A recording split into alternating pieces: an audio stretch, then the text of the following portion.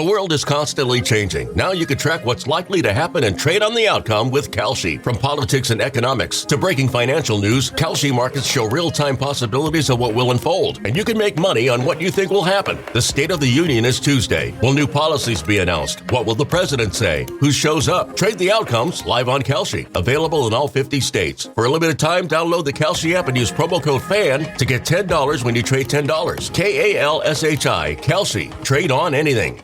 Hello, everyone, and welcome back to What's Next with Lacey, the podcast where I interview young professionals and ask them the question I know we're all secretly Googling at 11 p.m. at night.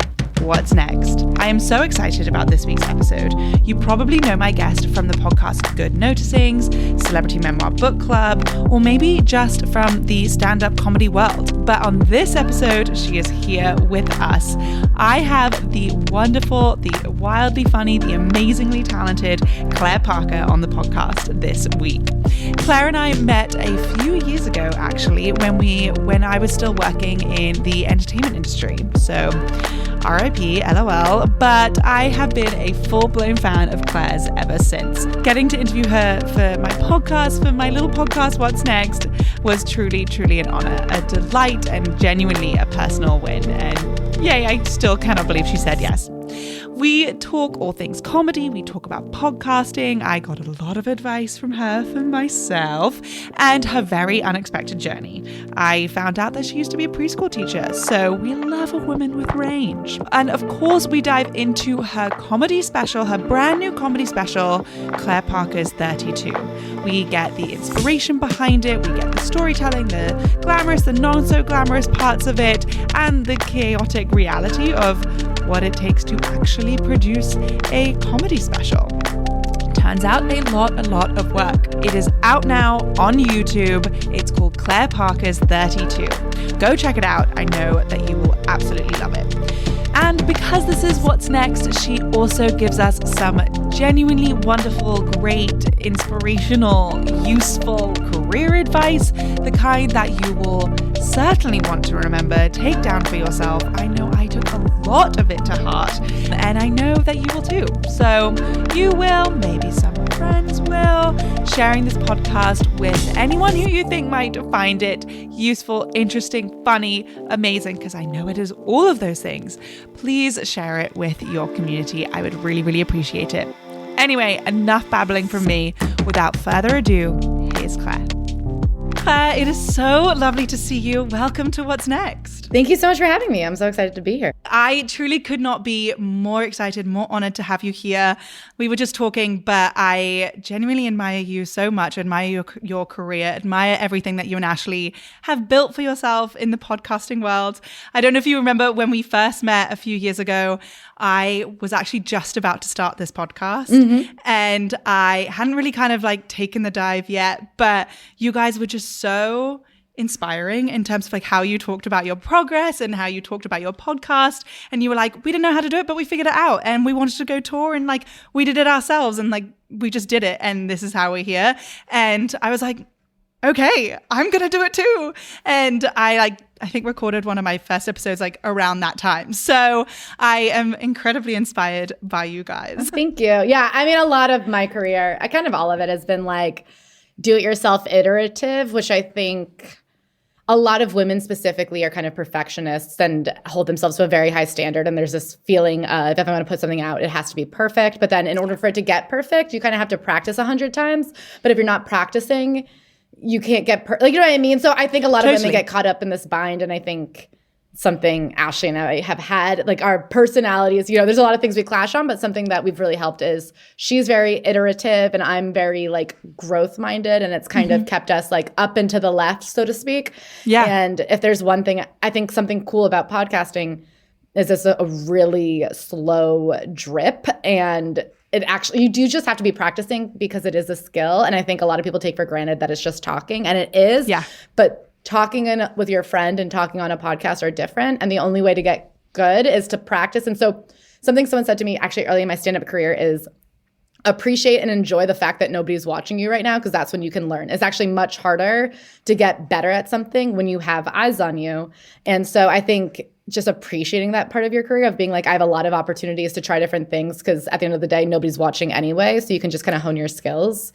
Truly. Something that women specifically need to learn to appreciate as opposed to be afraid of. Oh, absolutely. No, I so completely agree. I think I was in that exact mindset when I started this, that I was like, no, it has to be perfect. I have to be great. Like, I need to know how to edit a perfect episode, you know, be able to market it, do all of the things before I even put out an episode. And indeed, I was just like, I should put it out, see what happens, and learn from that experience and do it again. And I have, like, in the times that I have released an episode, every episode has gotten better, and I feel like I've gotten better. And so truly, like, it's better to be done than perfect. Exactly. And also, you don't know what you don't know. Like, truly, this idea that you can sit on the sidelines and plan everything to a T, and then you put it out there and it turns out you didn't even know that your mic didn't work. And this idea that you can't, especially anything that involves technology, be it social media, be it podcasting, setting up live events, you just have to take for granted that there's no way to know what you're going to get wrong until you do it once. So almost appreciate that. Why work so hard to make the first one perfect when there's going to be mistakes you can't even predict yet? And then you have the next one and the next one. And the thing about podcasting is, and the thing about all social media posting, which is kind of the joke of it, is like, nobody's going to see it. Or like this idea that you're like, what if I post a podcast episode? What if I post a TikTok video and nobody sees it? It's like, well, then who even knows that you failed? Nobody saw it. It's like a perfect system of the worse something is, the less people know about it. So like revel in that anonymity and use that time to find out, well, what's wrong with my mic? What's wrong with my, like, oh, I didn't headphones. Exactly. Or like, you don't know till you listen back that it turns out you have a weird tick where you like cough all the time. Like, you know what I mean? There's so many things you don't know. So it's just better to start, put it out there, and then learn through the pain. The pain of having something suck will make you better so much faster than sitting and hemming and hawing hypothetically. Absolutely. So how do you feel now, like looking back at your career, looking back at that path, at your path and your growth? Like, we were kind of just talking about it, but it must be, you must be so proud of how far you've come in this span of time since you started podcasting and since you started comedy. Yeah, I mean, I definitely have to like remind myself to feel lucky all the time. I think one of the truths is like nothing feels like anything. You know what I mean? Like, it's so funny. The last time I felt truly successful was probably 2021. And like the thing that made me feel excited then is like our numbers and stats that I now know are like absolutely pathetic and meaningless. like I remember, you know what I mean? The things that Ashley is my co-host, the things that we thought meant we'd made it. I look back now and I go, well, if that happened to me tomorrow, I'd kill myself. Like if those were like it's so hard, I think, to stay appreciative and not take things for granted, especially right now. It's January. I feel like I'm at my lowest. I'm like, about to jump off a building, but then you have to remember, I like always say, I try to look at where I was at 2 years ago. I don't even think 1 year. I think you have to say like, what were my goals 2 years ago in order to remember how far you've come? And I also think it's really important when you're growing or like doing anything to have both your like emotional mission statement and then your stats, because you do have to have like numbers and objectives to objectively check yourself against versus just like, am I having fun? Am I making money, having fun, sharing? Like, you know what I mean? Like, you have to like know your why, but also like, it's so easy to immediately get used to and be disappointed in something that you would have been so proud of 6 months ago. Totally. I mean, because there's always the next step, right? Especially in a creative career, you always are like, well, this is the next goal. This is the next thing I want to achieve. And, these are the steps that I have to take to get it. And so, and it kind of feels almost like that goal is a little bit fleeting because it's like, okay, big performance, a big special, like it's almost, and then you've got the next thing that you need to think about. So, I mean, someone said to me one time that I actually think is really helpful to keep in mind is that success is not like one giant ladder. It's a series of ladders. And the irony of your career is that every time you get to the summit of one ladder, you'll be at the bottom of the next. And I think that is something that's really hard. And especially in any industry where you keep saying like, well, when am I going to feel safe? When am I going to feel kind of never? Because anytime the best you'll ever feel is at like the middle of a ladder. But like the minute you level up, you're right back at the bottom. And it's hard to feel good. Which is the tough part of careers. It's so true. Like, you're just going through life and it's a constant slog. But indeed, taking that moment to like step back and be like, no, look how far I've come from the version of me that was existing 2 years ago, the version of the podcast or the version of my set or whatever it was that existed 2 years ago. Like, looking back is always a smart move to look at your career. Well, on that note, you do have a special. You reached an incredible point, and you are putting out a special. Remind us when and where can we see your special? It comes out February 13th, so it's on Valentine's Day, and it's on YouTube. So I am so excited to watch. What can you tell us about the special? Do you have like a sort of theme for this? How did you find the whole process? So I've been doing stand-up, I guess, since I was 21, 22. And so I guess I'm 33 now. So I guess it was the culmination of kind of 10 years of work. And it came from this place of my whole career. I've never really wanted, like, a special has never been the goal. I think when I started stand-up, it was a much more like specific path that you had to trod. Like, you get the late night special, you get the late night 5 minutes, and then that becomes either a special or a TV show. Now, because of the internet, and because everything's always in free fall and streaming and stuff, it's not as straightforward. It's very much like everybody has to carve out a path and specifically an audience. And I don't know, just something, I love live performance. Like, I love live music more than listening to music. I love like live comedy. Like, to me, it's such a different skill set to do something that translates well on screen than something like, what excites me is when I watch a comedian who in a room like can control the energy. Like, that's the thing that I want to have. Yeah. And so I've never really prioritized the special, but then I did kind of get to this point of feeling like I've been doing this shtick for 10 years, and I have some jokes that I'm so proud of that I did 5 years ago, and they're just like in the ether, and I can't even really remember them anymore. And I just had like a real sense of like, I've been working at something for so long and I have nothing to show for myself. And like, I don't know, I started like making tables and going to pottery classes. I was like, I want to touch what I'm working all the time, and how is there nothing? And so I had this sense of like, I kind of would like to put a cap on this year of work. And I also was trying to challenge myself to write new material. I had gotten kind of stuck in a rut a bit of, I was doing all these big like international shows for my podcast audience. And I didn't want to go and necessarily try new material on them because I wanted to give them like my A material. But then the more you do your A material, the more it kind of gets bored and tired and hack. And so I was kind of like, how do I challenge myself to like be writing new stuff? And so I was like, you know what, I'm going to go for this goal of doing a special. I'm going to call it Claire Parker's 32, because a lot of it is about like, the idea was like, it's all jokes I wrote when I was 32. And it ended up being not. It ended up being like a mix. But like the theme is kind of Claire Parker's 32, which is like, I kind of joke, it's like an adolescence of sorts. Like my pun is like on the apostrophe, like it's my version of 32 and I am 32. But also I think a lot of people, it's kind of about that feeling of, okay, I'm thinking about having a kid. And like, you know, I have friends who are like single and partying. And then I have friends who have 2 kids and like and I think that some people feel that way at 27. Some people feel that way at 40. Like, it's just this general feeling of changing places in life. Yeah, I think of it as like an adolescence almost. So it's a lot about that, and like thinking about having kids, and like at a time when you want to still like party, and then also when you're like, there's an apocalypse coming. Well, and then exactly. Also my career is doing this.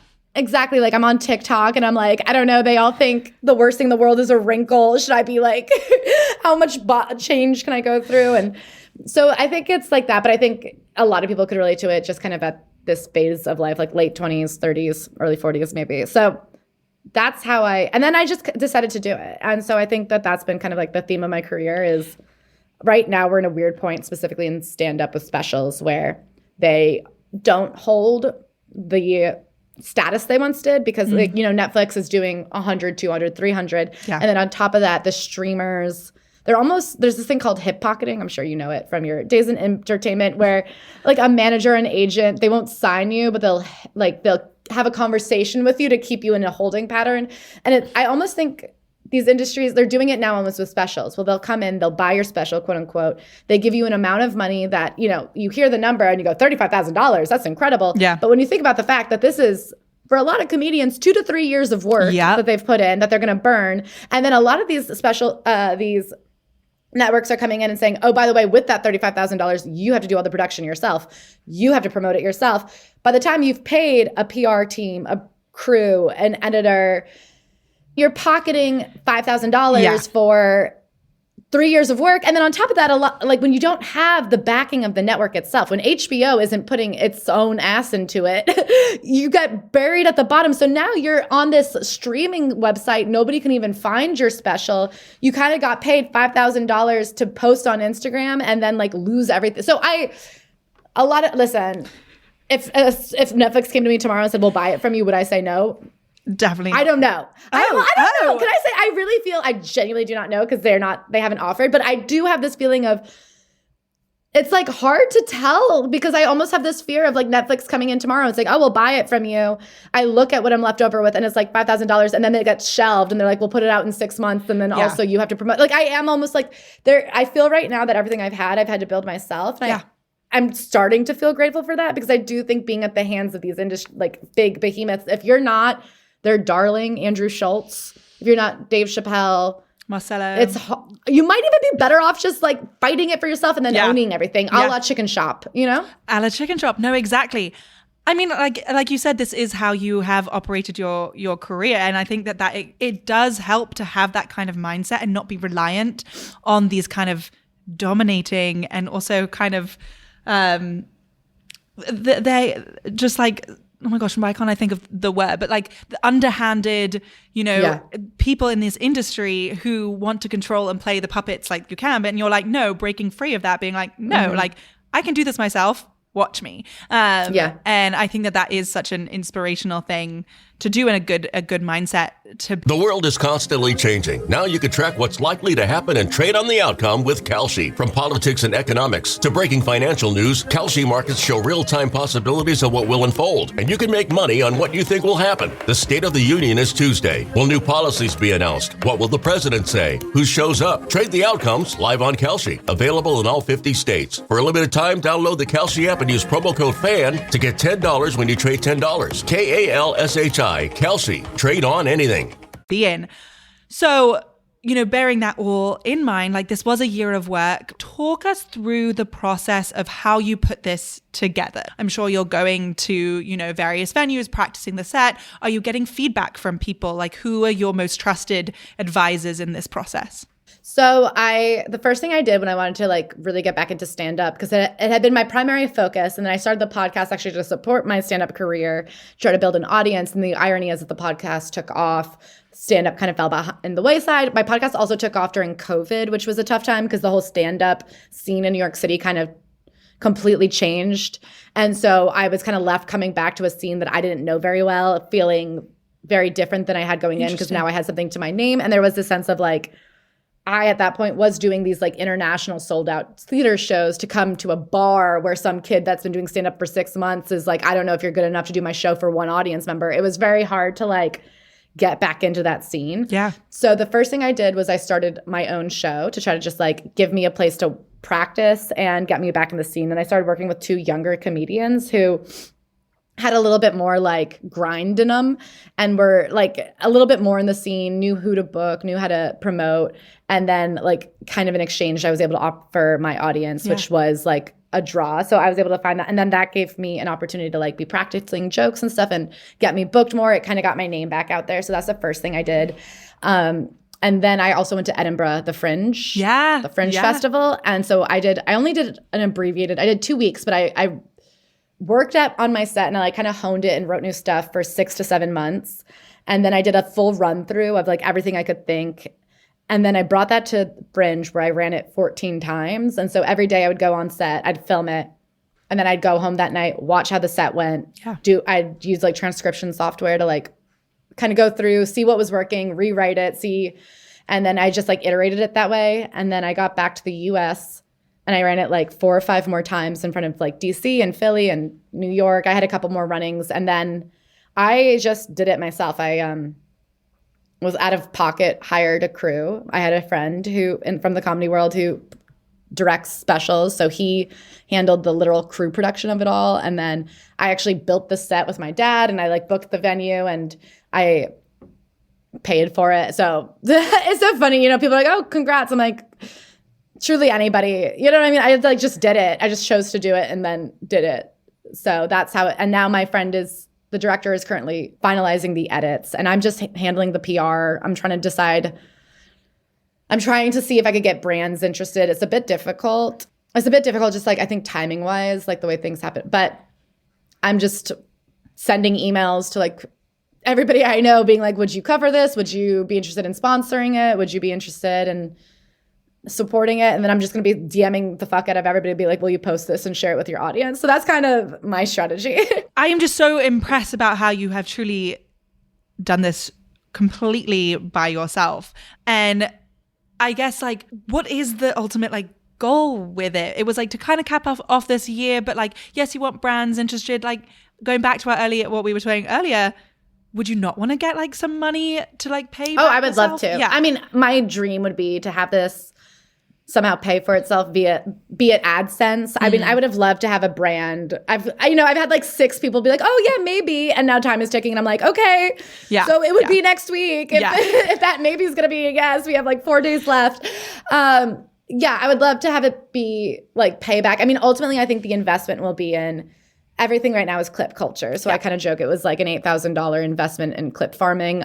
Ultimately, it's like 38 minutes. I think it'll be 38 clips, and I'll be posting them on TikTok, YouTube, Instagram. And the goal will be like the long-term payoff would basically be to reestablish myself like visually and comedically and through an audience as a stand-up, because I think people mostly know me as a podcaster, and just like relaunch myself. And then the long-term payoff would be like, I get booked more. I am able to do stand-up specific. Like right now, all the times I do stand-up, it's like with my podcast. If I could get booked to just do stand-up, you know what I mean? And then in 2 to 3 years, maybe I do another special on that one because I have a proof of concept and a success story. Like Netflix does get involved. I think a good example would be, I think Mary Beth Barone from the Ride podcast did that. Like I think her own special was self-produced a couple years ago, and now she's doing a collaboration. Another example is like even Sam Morrill, who's considered like one of the great true stand-ups, put his own one on YouTube. Jean Marco. I mean, a lot of people, I think it's hard because you really want somebody from both an ego perspective and an insecurity perspective to come in and say, no, as experts, we can tell you this is good. We're going to help you. But sometimes I think the way the industry is right now, like they kind of just need to see that something already worked. So they weren't going to come to me first. I'm just making it. And then I think the payoff will be in 5 years. If I'm a touring stand-up with a special, I'll say, okay, $8,000 5 years ago wasn't such a bad price to pay for what I'm doing now. It's just so interesting to me because you do come with this audience. I feel like I never really understood, I never appreciated the fact that like your podcasting audience is one audience and your comedy audience is this audience. And like, yes, there can be some crossover, but you really felt like you had to, go back into this world and like reestablish yourself. I feel like, I don't know why I thought there would be more crossover. I mean, I think audience-wise, there is a ton of crossover, which is the mistake I made, thinking that mattered. The problem is, at the end of the day, the people, like, I always joke, the best person you can be is like the influencer's influencer. It's better to have 1,000 Instagram followers and every single one of them is does brand marketing or booking or is a TV exec. Like, you know what I mean? Yeah. If 5 people listen to your podcast, but those 5 people are like the booker at Netflix, the booker at The Tonight Show, the head of Poppy PR relations, and you know what I mean? And whatever, like you're set. It actually doesn't matter how many people listen to you. It's just my audience, and actually a lot of my audience, I think, was young stand-ups who just weren't thinking of me as someone who wanted them to book. And so I, like, you know what I mean? Like either they were like, oh, I didn't even think you'd want to do my show, or I didn't even realize you were still doing stand-up. So like a lot of this is like, I think so much right now of any career that has a public-facing persona is the reason they're not thinking of you is because you haven't told them to think of you that way. So a lot of it is training people to see you. And instead of, I think a mistake I've made a lot is this kind of like promotion idea that like our parents maybe existed with, where like, if you do such a good job at your level, your manager one day is going to notice and say, I bet you can take on more responsibility. And that doesn't happen. Like if you want to be, we want to do interviews. Nobody's going to look and go, wow, you did such a great job doing celebrity memoirs. Would you like to do interviews now? You're better off doing boots on the ground, interviewing your own parents and putting it on social media. The person who happens to be booking for interviewers is scrolling, sees you holding a microphone, interviewing someone and goes, oh, they interview it. But like everything is telling people how to see you.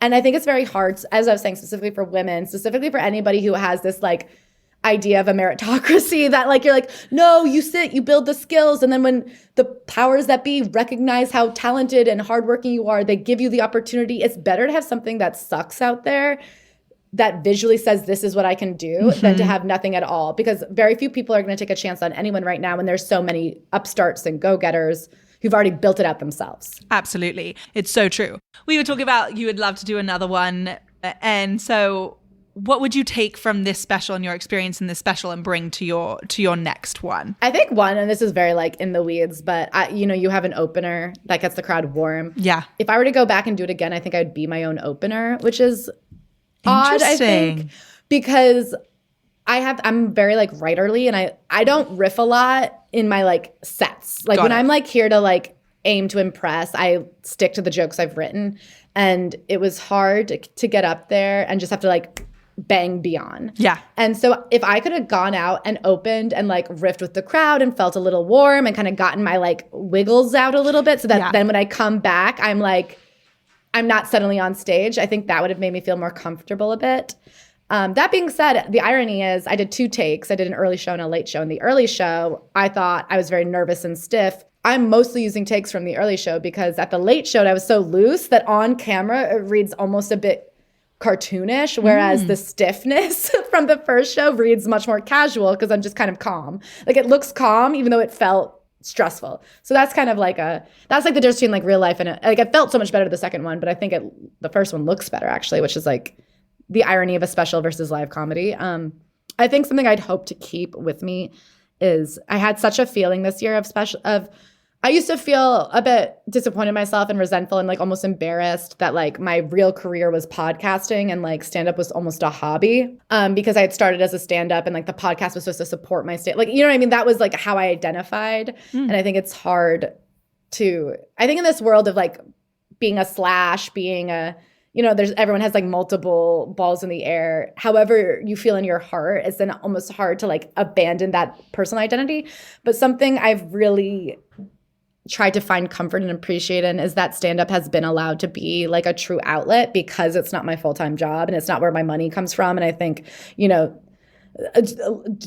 what you love and you'll never love it again is like the real, like the minute you have to get on the plane and go do these tours and you are getting like, even doing the celebrity memoirs, like when it's your job, it's not as fun as it used to be. Yeah. So, and you're always, when you're paid for it, there's always that bit of not censorship, but you're aware of like, okay, like having a house depends on if this goes well. Yeah. So it's kind of nice that I feel stand up for me. Like I'm not doing this special hoping to become the next Jerry Seinfeld. You know what I mean? Like I didn't have to be like, this has to be the most genius, perfect special anyone's ever seen. I'm like, this is a reflection of how I feel. I think the jokes are really funny. I think it is. I think it gets to the core of like what I'm struggling with in my life right now. And I think if you're struggling with it too, you'll relate to it. But I don't need it to be this like perfect. I don't have to fight against like misogynistic men who are like, well, that's not funny. Here then, it's not for you. It's like it's for 32-year-old women. Yeah, exactly. No, I think so many people are going to be able to relate to it. I think it is capturing. I mean,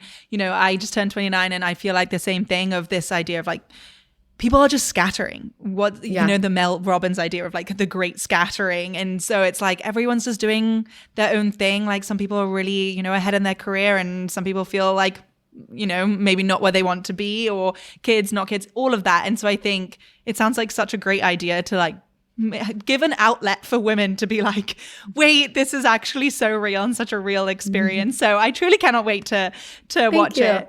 But how has the process been of looking at the edit? I went for my first boss. I remember sitting in the edit and it's you are examining like every part of you and, every angle. And it's such a whole ordeal and you're rewatching yourself so many times. And I can barely rewatch myself when I'm even re-listen to my own podcast. So to sit and like examine your special that you've spent so long working on, what did that feel like? I have to say, I feel like I appreciate this question just because it lets me like appreciate my journey to get to where I am of like, everything serves everything. You know what I mean? Like I see podcasting as stand-up as probably more separate than the average person would, like in the sense that I'm like, oh, I failed as a comedian. I'm just a comedy podcaster. And I think almost anybody on the street would be like, well, what the fuck is the difference? Yeah. Like, what do you like that feels really like splitting hairs. But to me, it's so different. And it's like kind of been this point of shame for me. But like all of those years I used to spend 25 hours a week editing my podcast, my video podcast. I used to, every day I have to film myself for TikTok. I have gotten to the point where I'm so numb to my face. I got a laser facial the other day. I did a podcast 2 hours later, covered in blood. I was like, my face was like falling off. I'm like, whatever. Like I kind of love that. I love that you did that because that's like so real. Well, I'm just so numb to my own face that I think that's a lot of it is like right now with everything being video, as women, you kind of have to get past the vanity and the insecurities. And I feel like I've been broke. I don't give a fuck. I'm like, I'm just like, what am I going to trick people? They see my face every day. There's days and days worth of video footage of my face. It is what it is. It's not getting better. Just plow forth. So I feel like that has really helped me because I really was prepared to sit down and watch my video and want to puke and kill myself. And then I actually got to watch it and I was like surprisingly happy with it, which was like a win in its own right. Yeah. I also like have my husband's been watching it with me, which is really like he's watched it like 17 times with me after having like watched it live 100 times. And I guess like that's been really helpful to like. Is he still laughing? Yeah, he is. And I have to say sometimes I'm still like sometimes I'm like, that's a good joke. And I'm like, okay. That. And that's a great husband as well. Like still laughing. And I was gonna and I am like, if you're straight women, you have to marry a man that'll support you, like be in the trenches with you. Yeah. Like I would say that's my biggest piece of advice. I can't imagine if I didn't have him sitting through and like, I remember when the first cut came back, I was like, oh, should we watch it? And he was like, I have to tell you, I've already watched it actually. Like, you know what I mean? Just have that's very helpful to have somebody that's that excited after having seen it 8 times to sit down and be like, I couldn't even wait. I watched it again. Oh, that's amazing. No, I so get that. I feel like for my own sanity in doing this podcast, and if I am going to try and take this further, like I need to get over it because you're so right. Who are you tricking? Who like you look like you, and that is A-okay. That is exactly how it should be. So no, I really appreciate that.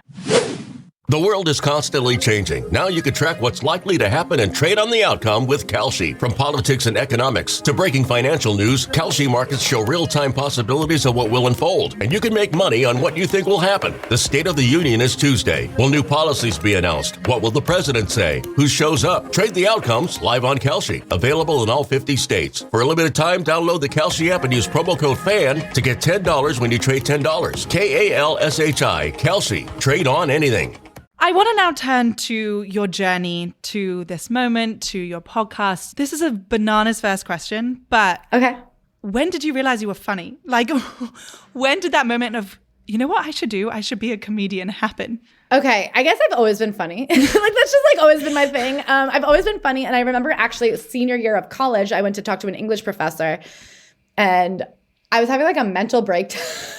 As we all are at senior year. Yeah. I was being like, I'm the stupidest person that's ever existed. And he literally said to me, and this is such a stupid question. I can't believe no one has asked me that. Or it was like this simple of a question that kind of broke through. But he said, okay, well, if money was no option, like was no object, you say you had $1 billion to your name, what would you do for work? And my answer, I had this feeling I was like, well, my answer is like, obviously I'd work at SNL, but that's stupid. That's what everybody would do. And he goes, that's not what everybody would. I go, well, everyone wants to be a comedian.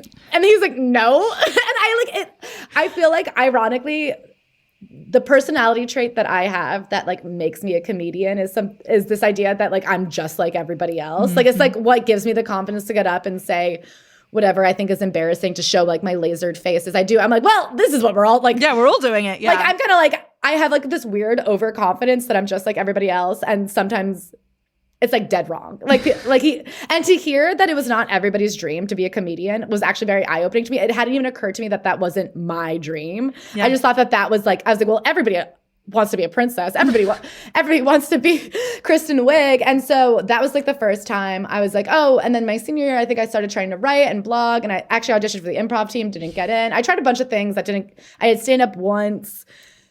I like started dipping my toes. And then when I graduated, I kind of just decided almost like out of self-preservation that I was like, I'm not going to try to fight in the job market right now. I think I'm just going to become a waitress and try to be a comedian. And that was how I started. I wanted to be a TV writer.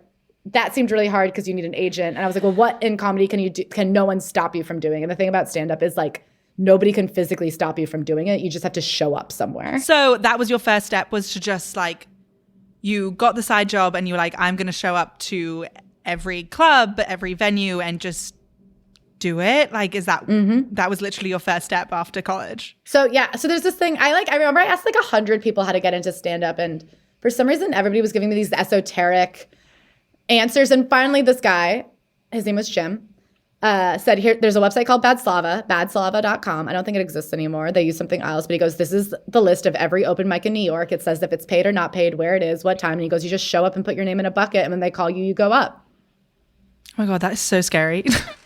Yeah. And I remember I was talking to this guy, Nico White, who's a comedian in New York. And he said, after a couple weeks, you'll do it. Because I think I've had people call me and be like, I want to start stand up, but I can't quit my job. And I'm like, well, don't quit your job. But I remember this guy saying, the thing with stand-up is you're going to try it and you'll bomb. Or sometimes people go once and they go do great and they go, look, I'm great. And you're like, that was a fluke. Like, that was adrenaline. That was delusion. That was the fact that you packed it with all your friends. But he's like, you're going to go and eventually you'll bomb and say, oh my God, I bombed so bad I hated that I can never go again. Or you'll go and you'll bomb. You'll go, oh my God, I bombed. I hated that I have to try again. Yeah. And like you either get addicted or you don't, I think. But you did go into the corporate world or not at all?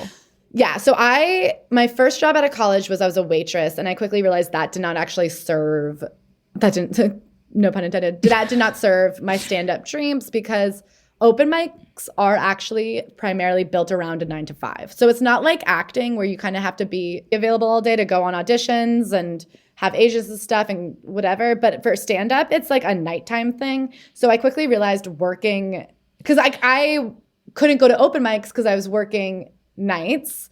And then I was like, if I was working lunch, I wasn't making enough money. So then I became a preschool teacher.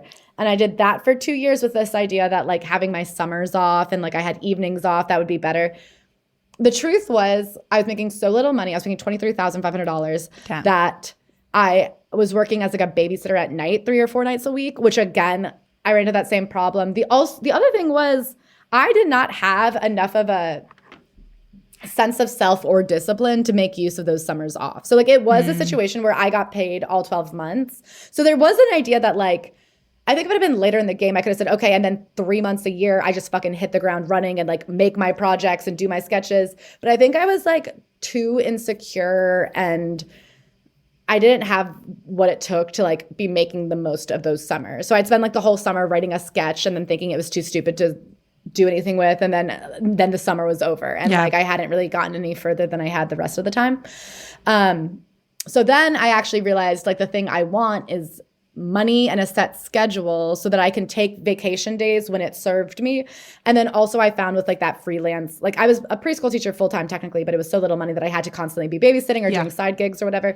And I was like, you know what I need? I need a job that I can have for at least 10 years that'll pay the bills and like free up my mental space to just be doing comedy. Because I think a problem people run into when they're like freelancing is one, healthcare is so hard. And then two, the amount of time, like even if you're only working 20 hours a week, you're spending another 40 hours a week looking for more work and being stressed about your job. And then to be out of control of your schedule, like that makes it really hard. So I realized for me and stand up, what would be best is having like disposable income, a set schedule, and just like a little bit of surety that next week I'd have money coming in. And I ended up becoming an admin at like a finance job, which was great because it was French. So I had a lot of vacation. The healthcare was great. And I was making good money. And I can't overstate how helpful it is, like, to be able to pay to fly to LA and do shows there. To like, if I wanted to make a sketch, to have money to spend on the sketch. Like me and Ashley, my co-host now, we did a web series. It sucked, but it cost $5,000 and I had gotten a $5,000 bonus that year. So I put it like right into the sketch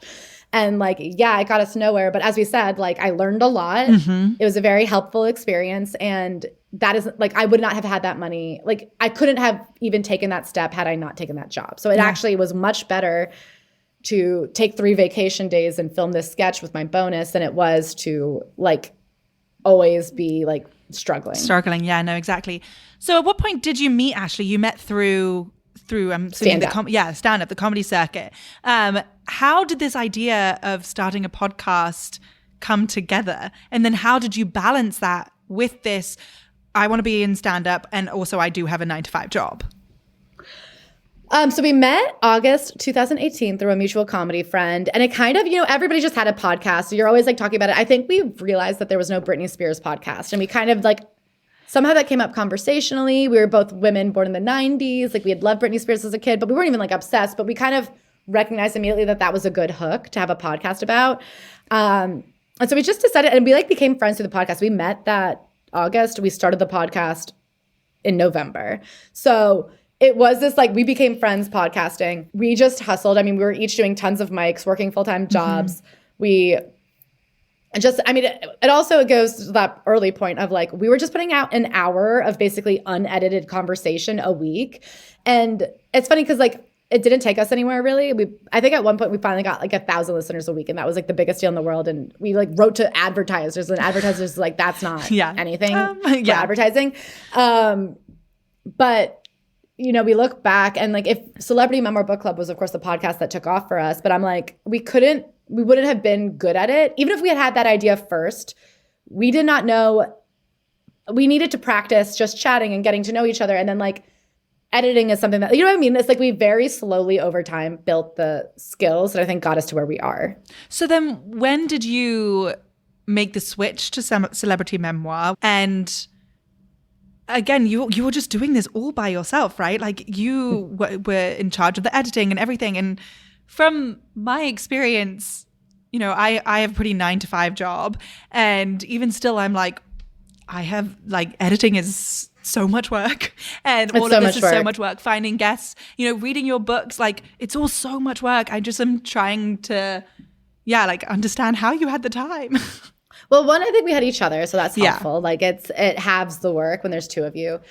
But also we didn't do guests really. So like, it really was just, hold on a second, we're talking about Britney Spears, which is our Britney Spears podcast, was just like, maybe 2 to 3 hours a week of we sat down, we recorded, and like we were really good about getting it out no matter what. But it was lucky because we did like no research, we barely edited it. It wasn't good and people did not listen. But we just like got it out no matter what. And we did it for about 1.5 years. And then we actually stopped when Britney Spears' conservatorship came into the ether because we felt ethically dubious about like just like shooting the shit and chatting about somebody who could be like imprisoned by her dad. We also didn't want to be like adding fuel to the fire if that wasn't. So we were just like, so we had a second idea called We're in a Fight with Claire and Ashley, where we wanted to talk about female friendship. And that was like kind of toxic because we were kind of trying to come at it at this like women are so passive aggressive and don't really have fights, but like we do have problems in friend groups and like it needs to be addressed. And nobody was really talking about it at the time. And now I think it's much more discussed now, like the realities of female friendships and friend groups and stuff. But I think back then we really were like, nobody's talking about this.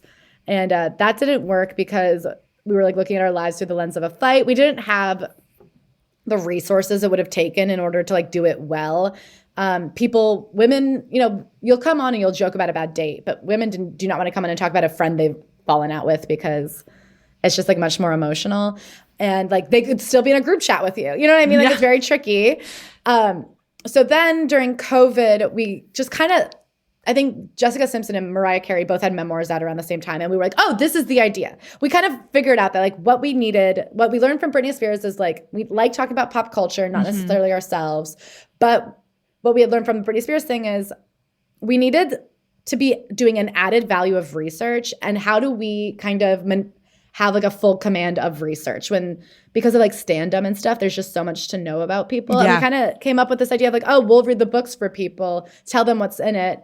And then nobody can like tell us we're wrong or we don't know something because like you can read a whole book and just say, well, that was what was in the book. Like you get to treat it as a book. So that was kind of, and then luckily it coincided with like TikTok was really popping off. We were able to use that for marketing. It was a good hook. We had spent years, I was editing it. And because I wasn't a podcast listener, I was editing it like it was a video. I think Alex Cooper had really popped off at that point and like Call Her Daddy. And I knew that people loved the fast editing of it. Yeah. And so I was just like, okay, I'm going to edit it like that. And so I think I was spending 20 hours a week editing like the audio. I was like really in it. I was working, I don't know. I guess, and then I think, but yeah, I don't know. I guess my question, like, at some point that did have to take over from your stand-up. So how did the, shift go between, okay, I need to go to this open mic night every night? It was COVID. It had nothing to do with the podcast. Right. It was COVID. So what happened was COVID shut everything down. Right. My podcast took off.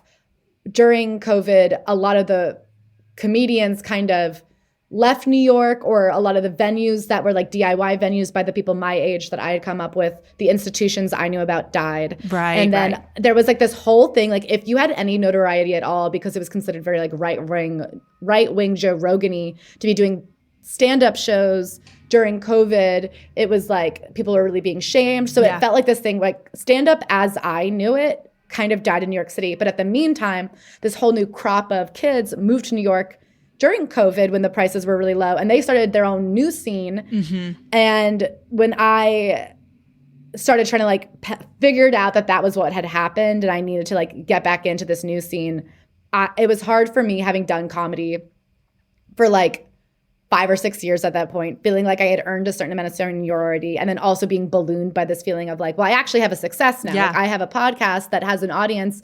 I am a name that if you add to your lineup will get listeners or get audience members. And I'm like unable to penetrate this new group of people who, like, the joke would be, I would like go to an open mic and they'd be like, are you new? And I'd be like, no, you're new. Like, I'm old, you're new. And so that is really what like kind of, it was hard for me to then like refigure out how to like get back into the daily grind of stand-up outside of the world I had built for myself with the podcast. Yeah, that makes sense. So when did you decide to jump full send? Like, let's do this on the podcast. Did you expect all of this to happen when, Celebrity Memoir Book Club like started and started getting traction? No, I mean, I think you always hope. I did feel like, oh, this is a good idea. Yeah. But even like I was like, and like we would tell people about it and they go, oh, that's a good idea. Yeah. Like it was like a sense of like, okay, here's a good idea. The way we ended up doing it though, of like how we like basically summarized the book, we didn't even do that for like a full year. Like there was a full year of us just talking about the book in kind of a nonsense way of just like we'd read it and then we'd just like talk about it haphazardly and ad hoc kind of, which I think when we really started like gaining numbers is when we figured out the hack that I think a podcast has to tell you, unless you're from The Bachelor or Smartless or just like a personality that's famous enough, you do kind of have to have an added value. And so we figured out the added value has to be we're reading the book for them. And that's like what we figured out with CNBC. And then it was COVID. So my office, I went back to work June 2020. If people remember, COVID broke out in March. Yeah. You went back in the office? Yeah. And I was a receptionist. And so of course, nobody was coming through the door. My job had primarily been to like man the front desk, do book travel, and like handle meetings. And obviously there was no, like I was like becoming so depressed and miserable. And I was just sitting there and I remember thinking like, I can't live like that. I just was like, I'm somebody who's kind of always loved life and like doing things. And I remember being like, I'm so excited for every day to end. Like, and I like had this realization that I had to get out of there and just like make a leap. I actually read Green Lights for the podcast, which is a joke because like he had this thing called like turn the page. And he's like, if you're unhappy with your life, you just have to turn the page and like start a new chapter. And I was like, so I think the way it went is we started the podcast September 2020. In August of 2020 we started. So September 2020 we started. In March, I think, I quit in June of the following year. So September 2020 we started the podcast. In June of 2021, we were hitting numbers that at the time we thought were like unreal numbers that not only now I look back and I know they were numbers that were not money-making numbers, A, and B, because our RSS feed was on SoundCloud, it was actually a lot of bots. Like there was this like town in Iowa where half of our listens were coming from, and we, honest to God, were like, there must be a high school that's just like obsessed with us. We were like, wow, if we went to Peoria, they would freak the fuck out. Yeah. We were like the most famous people in that town. We later found out that those were like there's something called IAB certified, which is, I don't know, whatever the official verification of like a real number is. Yeah. And SoundCloud does not do IAB certification. So like they were disrupted numbers. So like we were actually at half of what we had, which was still zero, like are meaningless. But I kind of had my goal with my career had always been when I took this desk job. Sorry, I'm like forgetting because it was so long ago to me. But basically I remember now that I had always had this mindset of my job paid a bonus and like a summer profit share. And I had taken those two sums of money and put them into savings with the goal of when I turn 30, I'm going to quit my job, live off of my savings, and spend 1 year hitting the ground as hard as I possibly can. And if I make no inroads in comedy after that point, I have to admit that this is not going to work out for me and quit. And that was kind of like my plan. So in 2021, I would have been like 28 years old. And I still had, I think I had $30,000 in savings. And I just said, you know what, I can't, like, I'm so miserable. I have to quit. And there was actually a summer profit share coming and I had to wait 6 weeks. And I said, I like can't, I made the decision. I go, I don't want to wait for that money because I think I need to like tell myself I believe in it. And I also was like, I don't want to get caught up in this thing of like, well, if I have a little bit more money, because that's how like jobs work. There's always gonna be a little bit more money. I said, I have to just like make the choice. And something felt very like bold and like manifesty about saying I'm picking me. Like I think I'm worth more than $12,000 or something. There have been times where I'm like, oh, that extra $12,000 would be so fun right now. But anyway, but I quit my job in June, and that's when I actually really was able to go ham editing and making. I was going really hard on social media. Like I was like, okay, I have a lot of free time. I have to make it work. Yeah. I had read a lot of memoirs where men were like, I gave myself no plan B, and that really does put a little fire under your butt to be like, figure it out. And then actually by that September, Ashley and I paid ourselves for the first time. We had a Patreon. Patreon paid out faster than we ever got ads. And basically what we said was, if we make over $1,000 in a month, we can split the difference. Because less than $1,000, we should just be reinvesting that into like better gear, RSS feed, the fact that we're buying these books, that there was enough.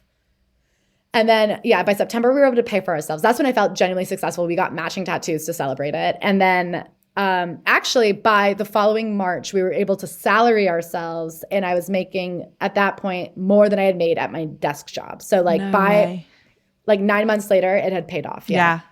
This is so inspiring. Genuinely, I'm like, I really need to be hitting the ground running like way more. Like, I think it's so amazing what you managed to build for yourselves. Kind of along the same lines, you obviously started to get like famous. Like people know you. Like you are on billboards in Times Square. Like you are this a known person now. Like what was that transition like to go from like, you know, working a desk job to, oh, I'm in Times Square now?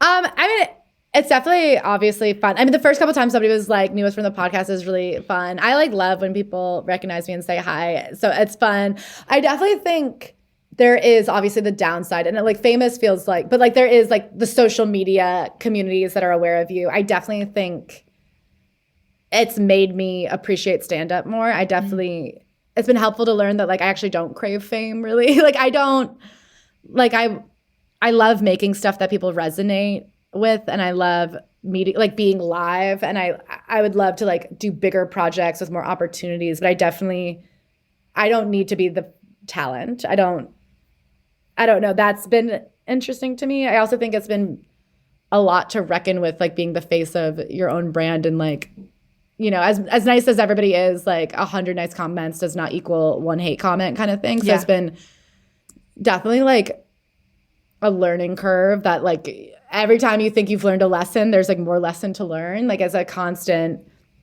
workout and like steeling yourself. And it's very hard to keep that sieve of like, well, what's legitimate, reasonable feedback? And then what is like, to like let in just the good feedback and keep out the haters who are like just mad at their desk it's tricky. Yeah. And but it is something like it's important to me. Like, I don't want to be somebody who gets worse over time. You know what I mean? I don't want to be Gal Gadot singing.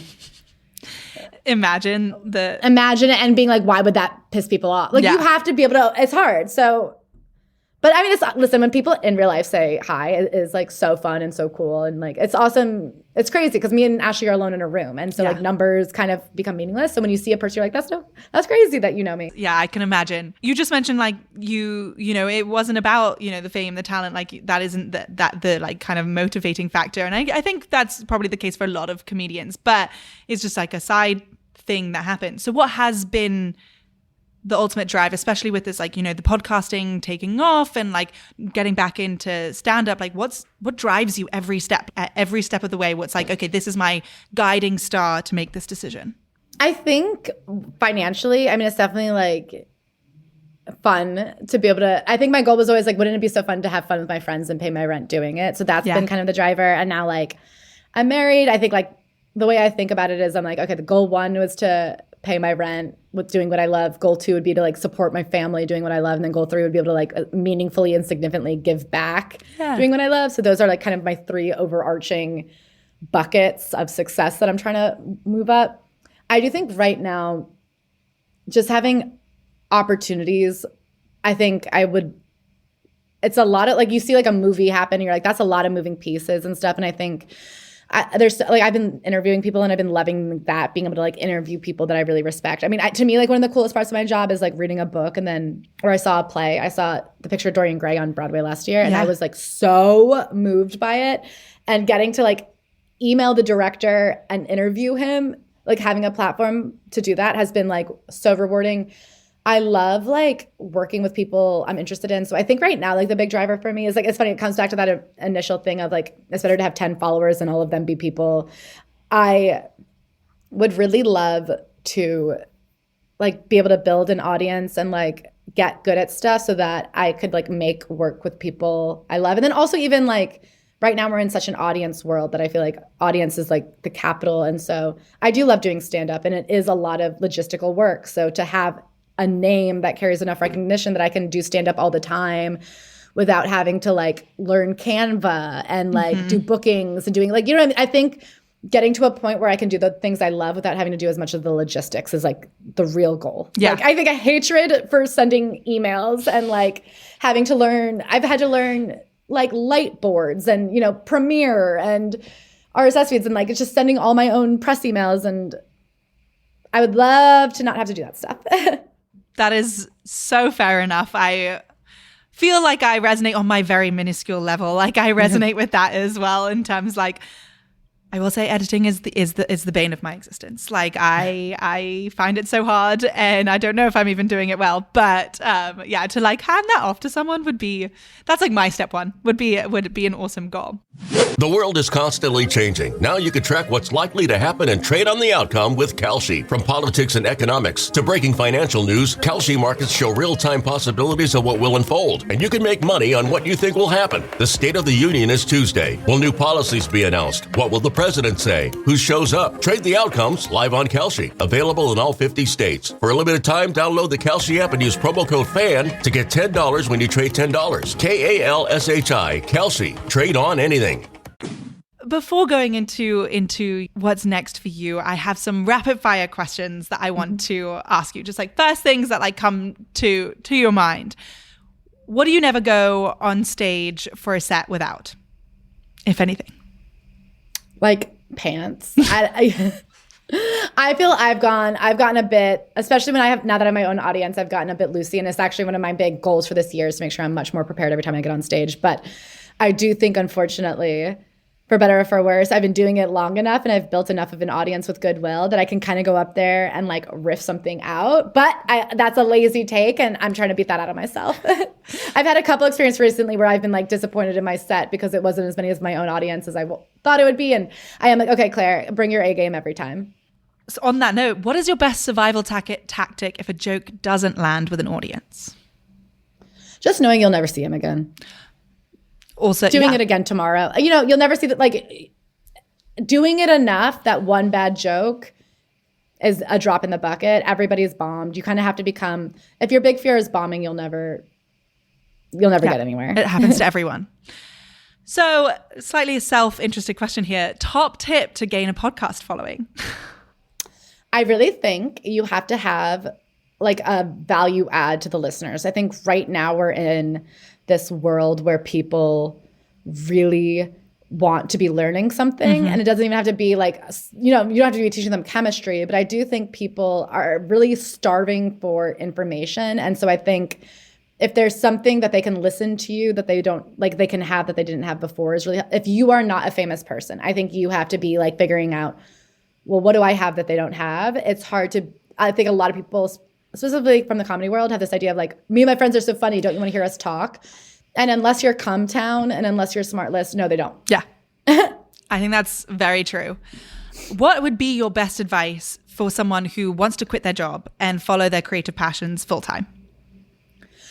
I would say, I mean, my big advice is, okay, one, try to stack money while you can. It's easier to be like, it's easier. I really found it easier to have a full-time job because I had this idea that you needed to be available at a moment's notice for when Hollywood comes calling. Yeah. I've been doing this 12 years. Do not quit your job until you're like losing opportunities because of it. It's better to have that money. Try to let go. I think you have to be reinvesting everything into it. Like it's easier to get a career up off the ground when you have money to pay for premiere and stuff. So I would say like, for a lot of things, there are enough hours in the day after a 9 to 5 to be doing your passion. That would be one. Two, meet people at your own level. I think it's easy to go in and try to sidle up to like the most successful person you can get a hold of and see if they'll take you with. Everybody's going to rise. If not you, then your friend. Befriend the people at your level. In 10 years, you're going to look back and go, wow, we all made it in some way. Isn't it great that we have each other to lean on? And then 3 is like just you have to be producing. Yeah. You know what I mean? Like get it out there. Yeah. Like if you're a writer, I know it sucks, but like do a monthly Substack just to get a taste of writing up. Like you have to have something to show for yourself to build a little audience. It makes it much easier. Maybe you're a genius. You can just sit for 5 years, write a book, and then sell it. I'm telling you, everyone I know who has an audience, it's easier to sell a book. You just got to be like building the connect. Like it is. I saw a TikTok recently that was like, if you are mad that somebody else got an opportunity you didn't because you think you're more talented, you just don't see bravery as a talent. And I do think you have to get over this like beautiful 80s idea we had that the artist is just this like talented person working away. Everything is people. Yeah, truly. I think that is, something I could not agree with more with, whether that's this, the creative field or like, corporate world. Truly. Be friends with the people your level and like network and be nice. So next question, what's the worst advice you ever received about being a comedian? Oh my God. When I was in college, I did a summer in Paris and I went to a BJ Novak reading and I asked him for advice on how to become a comedian. And he said, write for your friends, write to make your friends laugh. And I was like, okay, cool. So then I went home, I started a blog that senior year. I tweeted at him because this was, I guess, 12, 13 years ago when you could just like tweet at celebrities and they would tweet back. Yeah. And I tweeted at him and I said, BJ Novak, I met you in Paris. You told me to write for my friends. Like, I've been doing that. What should my next step be? He goes, go back to Paris. I have to say that's like horrible fucking advice. Wait. Do not try to become an American English-speaking comedian in Paris. I think it'd be much harder. I guess I've never done it. I don't know. But I can only imagine. Maybe like you'd find a niche there, but I have to say being in New York City seemed much more helpful than going to Paris. His advice was go do comedy in Paris. I don't even know. Just go to Paris. What am I, Lauren Conrad? Yeah, like what? Yeah, that's okay. Some pretty bad advice. Yeah. Last thing you say to yourself before you hit the stage. I try to remember. I like to like start with riffing with what other people have said. So try to like think of a response. I don't know. I feel like I'm so on the stage all the time. It's just kind of just comes natural. Yeah. Fair enough. And then last rapid fire question. One thing you'd wish you'd known before starting this whole journey. I think to commit. I think, this isn't true for maybe every job. I know people like to have like a work-life balance, Severance style. I wish I had, when I started stand-up, I had this idea that like stand-up was like kind of like my job or my hobby and then my real life was elsewhere. I think if you have this like all-consuming passion-based thing that you're trying to do, why wouldn't those be your friends? Like, people are booking their friends. People are going to help out your friends. Yeah. Like, make it your life. Make those your friends. I'm not saying like go in and be fake, but I am saying like commit with 2 feet. I feel like something I've made the mistake of in many areas of my life. It's kind of be like half in, half out. Just like if I had gone in and just said, this is my life, this is who I hang out with, like so many of the important relationships were made, not at the open mic, but at the diner afterwards when I had gone home to hang out with my college friends or something. And I think it's actually pretty difficult to keep multiple worlds going at once. I wish I'd been all in. Yeah, commit to the bit. I feel like that's something I am realizing as well in my own career as well, that like committing to the bit, having an idea, going after what you want, like and having that plan and just being like, that is my plan is really important and something that works. Something I see all the time that's really funny that I feel like is such a me thing is like on TikTok, people always talk about having a best friend and you have no idea what their job is. And I really cannot relate less to anything, because I guess everybody I know in my life, even if they're not necessarily in comedy, is like deeply passionate about what they do. And it's like like we all care. And I think that's like a New York thing maybe. I don't know. Or it's like my friend group thing. But I guess the joke is my best friend is my business partner. So this idea of having a friend that I don't know what she does for work, like so many of my friends are doing something. I feel like we sit down, I'm talking about this stuff all the time because it is my passion and it is my hobby and like it is my whole life. And I do think for something like this, it does kind of have to be your whole life. It does have to be your whole life. It has to be everything. You've kind of, in order to make it work, you have to like live and breathe it. And that means like the community that you surround yourself with is part of this as well. And it just works. Like that's the thing that I've realized is that like at the end of the day, that is what ultimately works, is just like live and breathing what you really want to do. So yeah, no, absolutely. That's such excellent advice. One last question for you, and then I promise I will let you go. But you have Good Noticings, Celebrity Memoir Book Club has turned into Good Noticings, and you have your special coming out February 13th, Valentine's Day, on YouTube for everyone to go watch. Other than that, other than all the other exciting projects you have going on, for you, Claire, what's next? For me, I feel like right now I'm really trying to figure out, I think writing. I think that's kind of like the goal of my year this year, is I really want to be creating something with a team. I think during the pandemic, I quit my job, I got married, and I like, they said I made my circle very small. Everybody in it I love. I'm ready to expand back out. I crave working with other people in some giant project. So for me, it's like hopefully writing and getting into like more filmed things so that I can work with a lot of different people in a lot of different areas. Yeah. That's awesome. What a great goal to have for 2026. I think you will be very, very successful in that.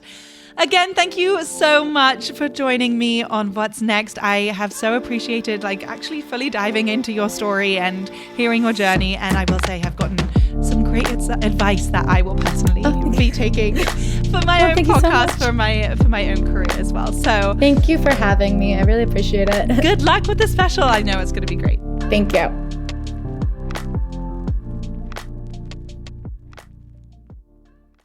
The world is constantly changing. Now you can track what's likely to happen and trade on the outcome with Kalshi. From politics and economics to breaking financial news, Kalshi markets show real-time possibilities of what will unfold, and you can make money on what you think will happen. The State of the Union is Tuesday. Will new policies be announced? What will the president say? Who shows up? Trade the outcomes live on Kalshi. Available in all 50 states. For a limited time, download the Kalshi app and use promo code FAN to get $10 when you trade $10. KALSHI. Kalshi. Trade on anything.